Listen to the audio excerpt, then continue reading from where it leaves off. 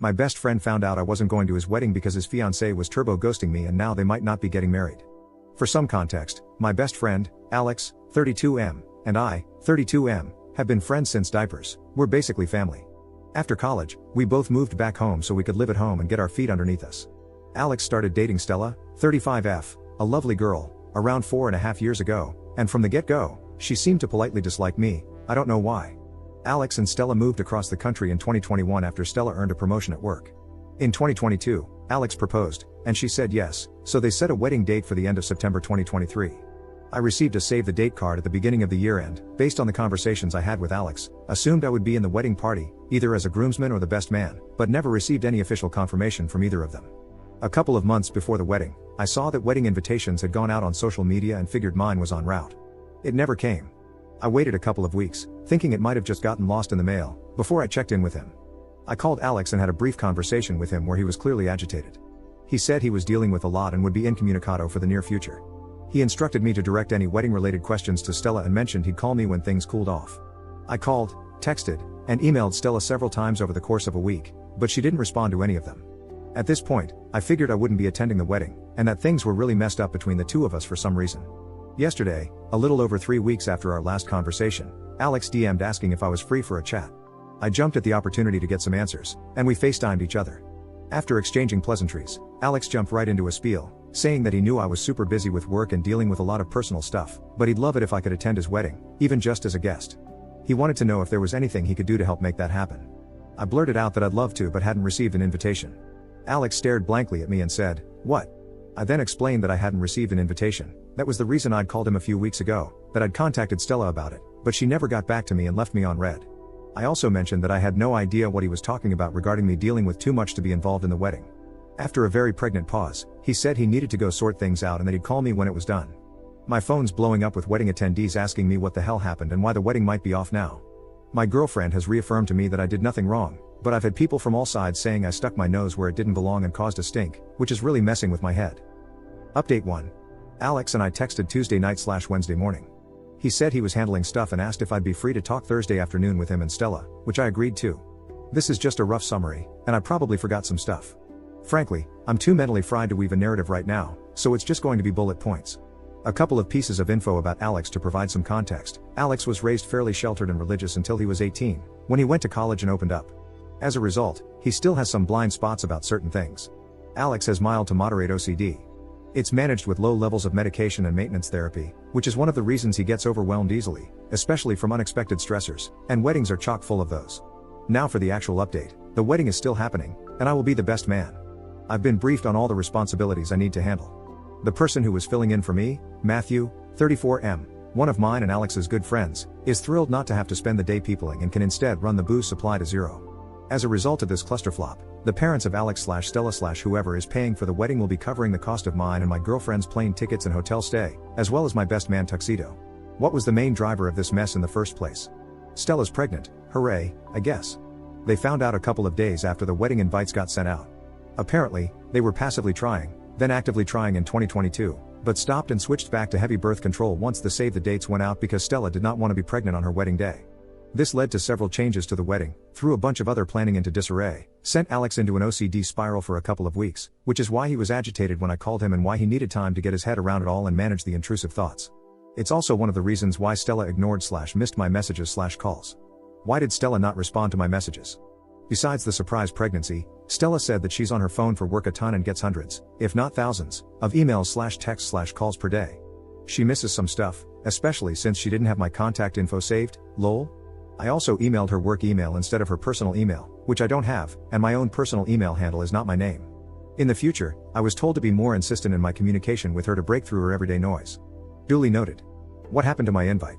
Stella claims that she sent me one but must have sent it to my old address. I did move in March to my current residence, and the save the dates were sent out in January. What did Stella tell Alex about me not being in the wedding? Apparently, nothing. According to Stella, he either 1, believed one of his intrusive thoughts was real when he was in his OCD spiral, 2, he got confused when she told him one of her cousins with a similar sounding name to mine wouldn't be attending, or 3, some combination thereof. According to Stella, she always wanted me in the wedding. Why did Stella not contact me after I didn't RSVP back? She assumed there was something going on with me and Alex and that we'd sort it out and he'd tell her. In the meantime, she was busy with work, wedding planning, and the unexpected baby. How did a bunch of wedding guests find out about this mess? Alex called his mom for advice after our convo. His mom had church friends over, and the church ladies overheard a good chunk of their conversation. Church ladies are gossipy, and Alex has spent a decent chunk of time the last couple of days putting out fires, so to speak. After about an hour, Stella left to go deal with some wedding stuff, and Alex and I chatted about things for a couple of hours. Do I believe Stella's explanations? Kinda. The baby's real, as far as I know, confirmed by a medical professional. She does have a cousin I know she's close with who has a similar sounding name to mine, and she does work from her phone a lot. But the rest of it just seems a little too convenient, and I feel like I'm left with more questions than answers. The good news is, since I'm in the wedding, I should have great access to figure out what the heck is going on, I hope. Update 2. Valp, it's been a while. Sorry, y'all for taking so long to get this update out. I've been absolutely swamped at work, putting out fires with my hair on fire for the last 6-ish months. So, the wedding was 8 months ago, and here's the Cliff Notes version of the wedding and some post-wedding stuff. The lead-up was boring, a crap ton of emailing back and forth between me, Stella, other wedding people, venues, vendors, etc. Me and Alex had some pretty deep conversations over the week and reaffirmed the importance of our continued friendship. Stuff was really awkward the first night we were there for dinner, especially considering both Alex's stepsister, Sam, 32F, and Stella's younger sister and maid of honor, Diana, 29F, were already staying there. For context, we stayed at an Airbnb within walking distance of Alex's house. I went into event work mode pretty quickly, and that smoothed things out right away and put Stella at ease. I spent most of the lead up to the wedding either at the ceremony/reception site doing liaison/setup or running around picking crap/people/crappy people up with Sam. My girlfriend, Alice, 29F, was kinda miffed about the whole thing. She's never worked a wedding before, just attended, so she expected it to be like 50% working and 50% vacation. It ended up being more like 90% me working and 10% vacation. She spent most of her time helping Alex out with wedding support related stuff or gaming on my laptop when she gassed out or got too overwhelmed.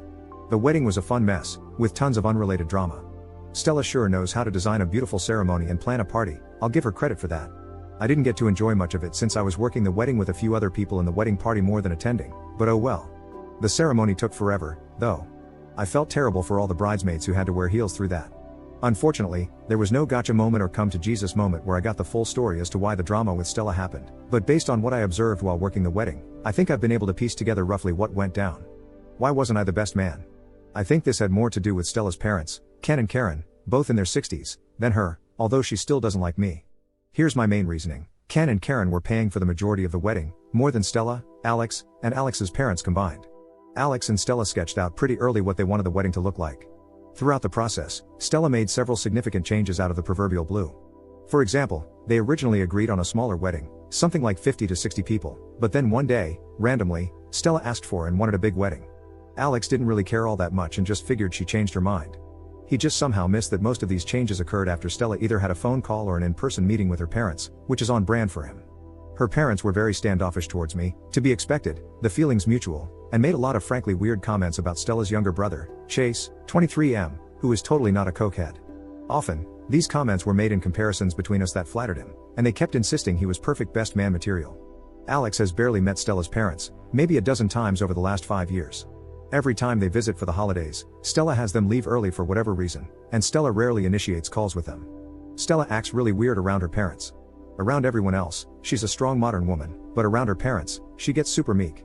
For example, her mom asked her to drive to some specific store over an hour away to get her a specific food item in the middle of wedding planning, and she just did it without any protest, leaving the rest of the wedding party in a lurch. When she got back 3 hours later, her mom took like 2 bites and then threw it away. If I hadn't seen this with my own 2 eyes, I wouldn't have believed it, it was that bizarre. Lots of other innocuous crap that individually means nothing, but when combined together, provide a decent amount of circumstantial evidence. So here's what I think happened, roughly. Ken and Karen wanted Chase to be the best man in the wedding, while Alex really wanted me to be the best man. Rather than make a choice, Stella appeased both parties by telling them what they wanted to hear while making no actual decision. The longer it went on, the more complex the lying got. When Alex had his breakdown, Stella saw a way to get out from under her Gordian knot of lies by taking advantage of the crisis. Unfortunately for her, Alex came to his senses before the wedding, started asking questions, and when push finally came to shove, she chose her relationship over whatever the hell is going on with the family, much to their apparent chagrin. Why does Stella not like me? I have 2 main guesses here, I swear a lot. I tend to forget that most people don't use the word FCK as a noun, verb, and adjective on a day-to-day basis.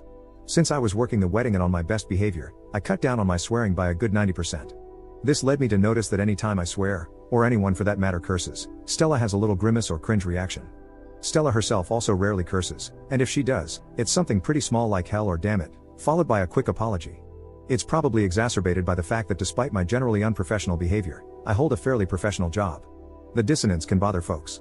Politics, and before people freak out, I'm somewhere between a democratic socialist and socialist on the political spectrum.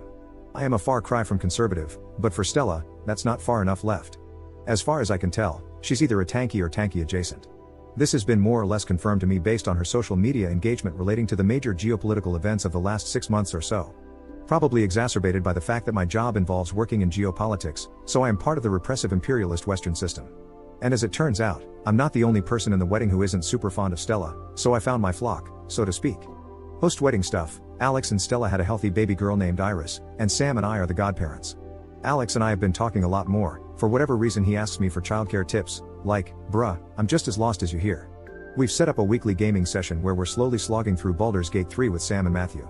As far as I know, Alex and Stella are in couples counseling, which seems to be helping from my vantage point. Stella was weirdly against it, but Alex pushed for it so he could be a better husband to her, and she relented. As far as I know, Stella's already back at work and on most of her pre-baby schedule. Alex's stepsister Sam has been checking in on them periodically, and according to her, there are no major red flags at the moment. Stella actually texts/emails me stuff now. It's mostly baby pictures, but it's a step in the right direction, and I appreciate it. I send cat pictures in response. Hopefully, this is the last update. My life got far too interesting for that month, and with my current workload, I doubt I could mentally handle more drama.